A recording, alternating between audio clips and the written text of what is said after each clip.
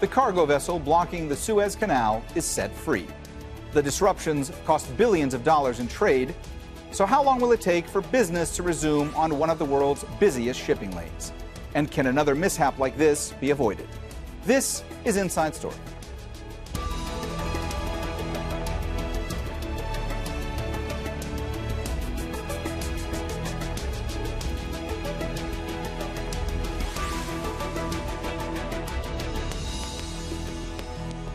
Hello and welcome to the program. I'm Mohammed Jamjoom.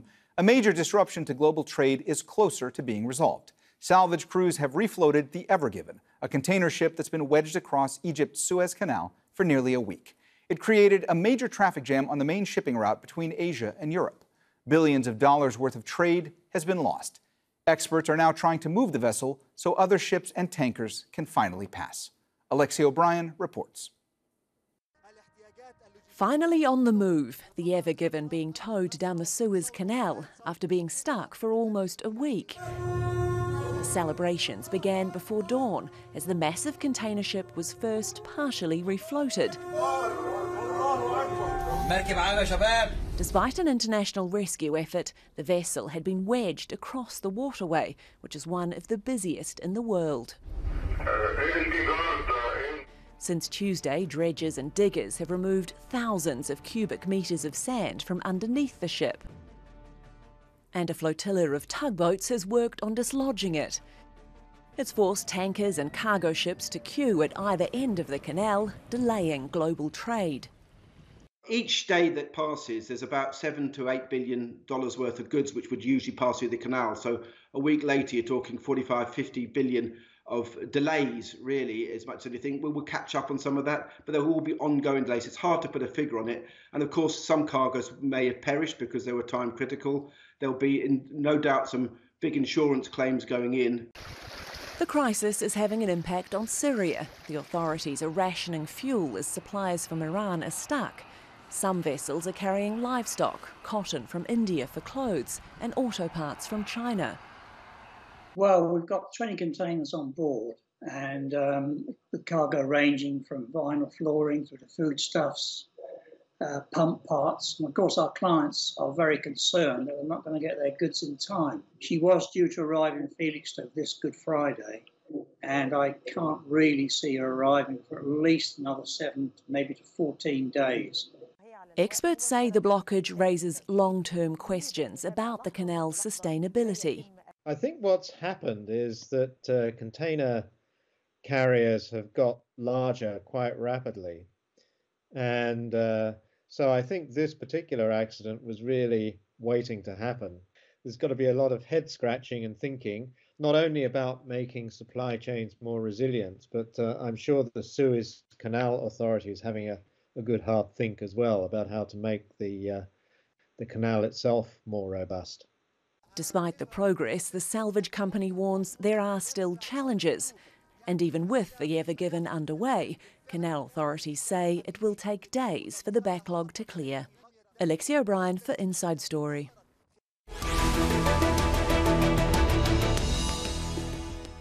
All right, let's bring in our guests. In London, Stuart, Communications Director at the International Chamber of Shipping. In Copenhagen, Christian Bueger, Professor of International Relations at the University of Copenhagen. In Zurich, Mandour, a political analyst. Welcome to the program. Christian, one of the things that keeps coming up in the discussion about all this is the size of the Ever Given. This is a mega ship. It is massive. It is almost as long as the Empire State Building. Are ships these days simply getting too big? And will accidents like this continue to happen the more the size of these ships increases? Ships are indeed getting bigger and bigger. In this case, the Ever Given is larger than an aircraft carrier. It's 400 meters in length. It carries 20,000 shipping containers. And it is not surprising in the end that we are seeing increasingly accidents. And perhaps we should also not forget that this was not the first incident with this particular ship. There was a collision in 2019, which was equally linked to wind. So yes, the risk is clearly increasing. Magid, what is the fallout of all of this going to be for Egypt, especially in the short term? I would say it's basically highlighting the importance of the country and the position that the stability of this part of the world plays. In the short term, I don't see really any, let's say, major implications. Domestically, the regime is going to try to play this out as a success, which relatively it was. But internationally, of course, there will be more concern, not just towards the logistics of the canal, but the long-term prospects of the regime and the possibility, of course, of disturbances, considering the situation in the country and the implications that this might have on trade and shipping globally. Stuart, what are the steps that are going to need to be taken now to clear the backlog in the Suez Canal, and how long do you think that's going to take? Well, it's going to take some time. I think from our understanding, there is concern about some of the ships that are taking livestock, and those I understand will be prioritized. But it is going to take quite a few days because, of course, the canal at that point is a one-way journey. No dual carriageway there. So we're going to have to move ships that are coming from Europe to Asia and from Asia and the Middle East to Europe. So that's going to take quite a few days to get through. My understanding is there's something in the region of 360, 350 ships backing up at the moment, and some are, as you may have reported, making the longer journey around the Cape of Good Hope and the other side of Africa. Christian, from your perspective, has enough attention actually been paid to just how crucial maritime routes are for global trade and what the security implications are about all of this? The current Suez Canal crisis is clearly a wake-up call and makes us aware of how dependent we are actually on the sea. And there's this phenomenon that we always often describe as sea blindness. We lack awareness of how dependent we are on the sea. And this is, of course, radically different now with global supply chain management and so on. And that, of course, also has implication for how we regulate the shipping industry and in how far we are having a discussion on what is safe and what is not. Magid, could you tell our viewers a little bit about just how important the Suez Canal is for Egypt? I mean, both strategically and symbolically, for national pride purposes as well. Yeah, so historically, the canal has, let's say, occupied a very special place in the popular imagination. It was basically the rallying cry of the nationalist movements. Its nationalization by Nasser was, let's say, the foundation of his regime. So it's a very, let's say, important symbol of let's say, national pride. Of course, economically, the revenues are about 1.5% of the GDP, so it doesn't seem that much. However, it is indeed critical in terms of the provision of, let's say, hard currency. The most important part of this is that it shows the importance of the country strategically to the world.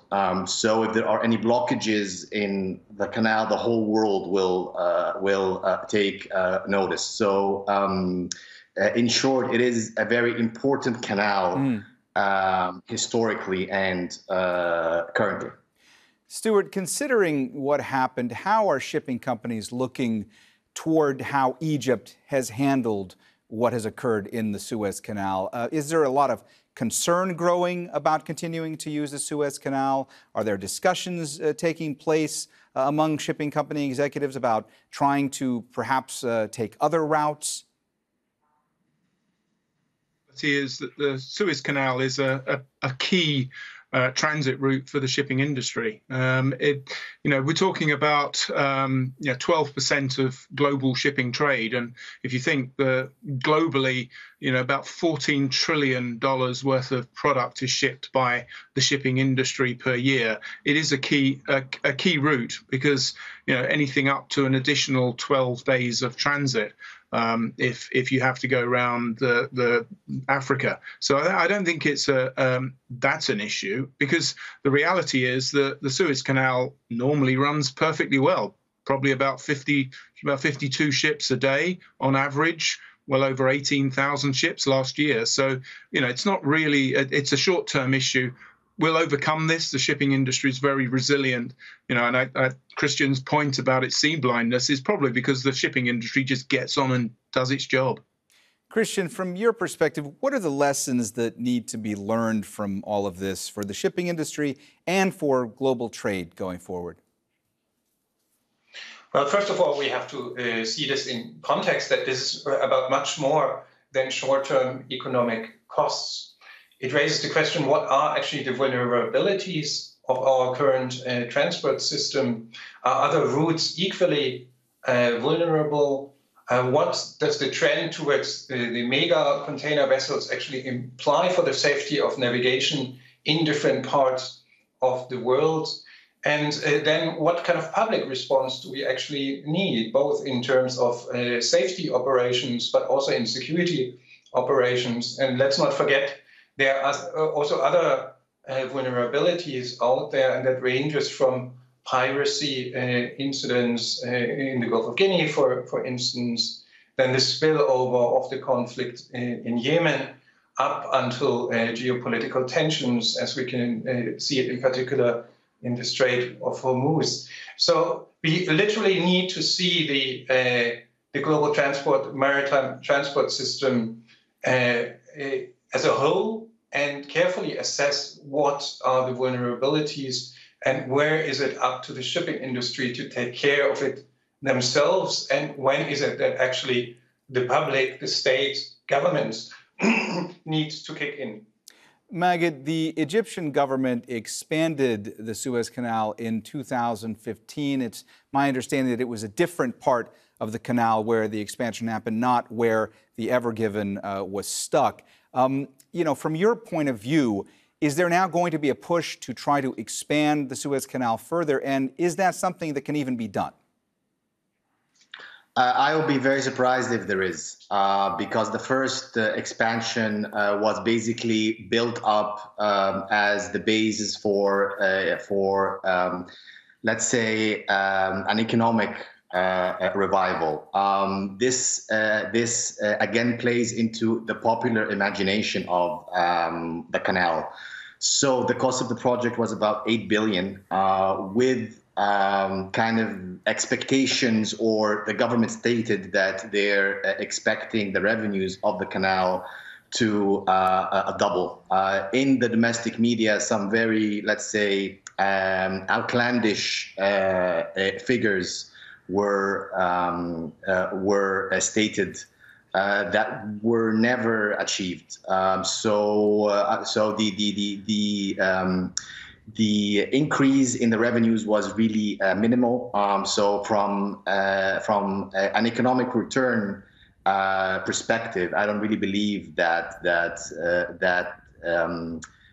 it made sense to the point where Sisi himself said that the project was to raise a national morale. After it became clear that the projected revenue figures were not, let's say, realistic. So so the idea of doing another expansion doesn't really serve the regime well, at least domestically. Now the focus is on this new administrative capital, which is another multi-billion-dollar project. I think it's the budget is around 58 billion, and the plan is to open up the first phase by the end of this year.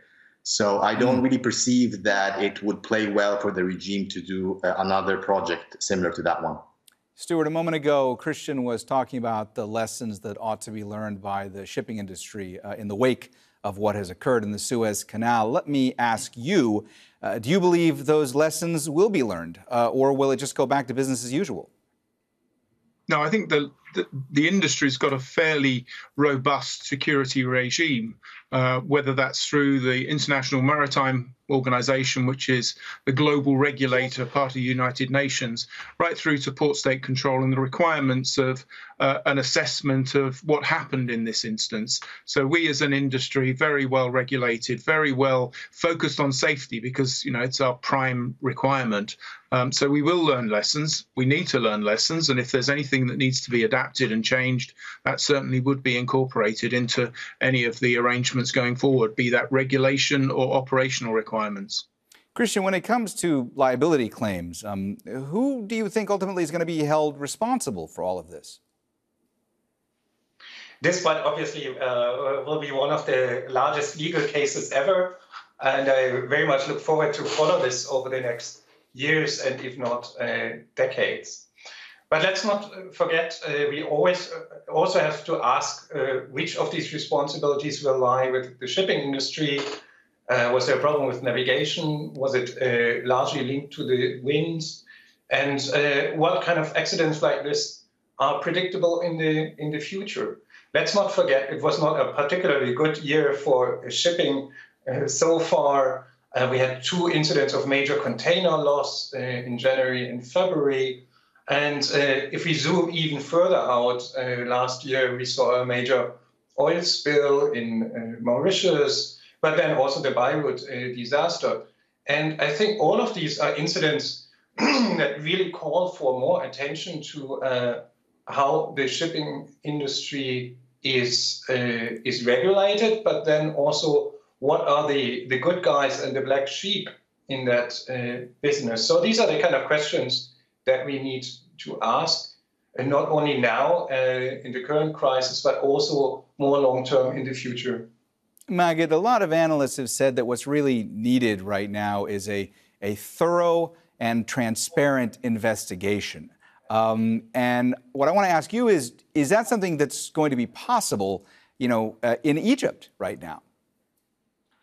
Well, let's say the regime doesn't have the best track record of that. So the possibility of that is limited unless there is, let's say, enormous international pressure to have a thorough and transparent investigation. The tendency of the regime historically, when something like this happens, is to try to shift the blame to somebody else. And not really take responsibility if the blame actually falls with the government, which is not clear at the moment. So the quick answer is no, but with a but, because the situation is really global in scale. So the room for maneuver, I would say, is rather limited, and I think that they might be forced to do that. Stuart, how much is all this going to impact freight costs, and when do you think we can expect the cost of these delays is going to be passed on to consumers? Well, I think the reality is that a lot of this is insured. Most of the cargoes will be insured. So whilst there will be delays and there may be some increases, the reality is that, as Christian talked of, we're going to see a very long and protracted legal action rather than stopping the operations. What we do see, though, is that ships that would have been through the canal picking up something else, they will be delayed. If those are products that are sort of food, they may have gone off. So there will be some cost in that. And obviously the industry is working hard by either rerouting or doing what it can to ensure that doesn't escalate. And of course, this comes on the back of the crew change crisis. And, we're still seeing seafarers being denied access to get on and get off ships, which is causing a real constraint for the industry. And that's something that we've been very concerned about throughout the whole last year with the coronavirus outbreaks. Yeah, Christian, I want to ask you to follow up a bit on what Stuart was just saying there, because this situation is really only further complicating these supply chain problems that have been caused by the pandemic, right? I mean, how has the pandemic impacted shipping in the past year? I think the most crucial dimension here is clearly the crew change problem, and many of the crews have been on vessels now for an enduring period of time, and that quite obviously also leads to fatigue. And we are going to see in the investigations in what way this has played a role in the Suez accident. We know already that it has played a role in other recent marine accidents, such as the Mauritius oil spill, for instance. So quite obviously there has been this significant impact on from COVID, and the Suez Canal crisis quite obviously comes at the worst imaginable time possible, because levels of shipping were just back to normal from the pre-pandemic times. So that's really a tricky bit we are in. But my prediction is that both because of the trends towards the mega vessels, but also considering climate change and more severe weather events, we are going to see many more marine accidents in the future, and that quite obviously is not necessarily good news.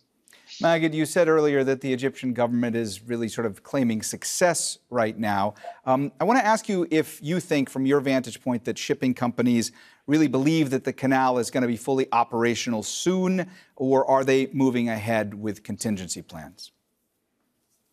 Well, I think that's very hard for me to tell. I think in the next maybe day or two, things will be clear. But my understanding is that some shipping companies have now moved on to the contingency plans, considering that the queue is around 350 ships.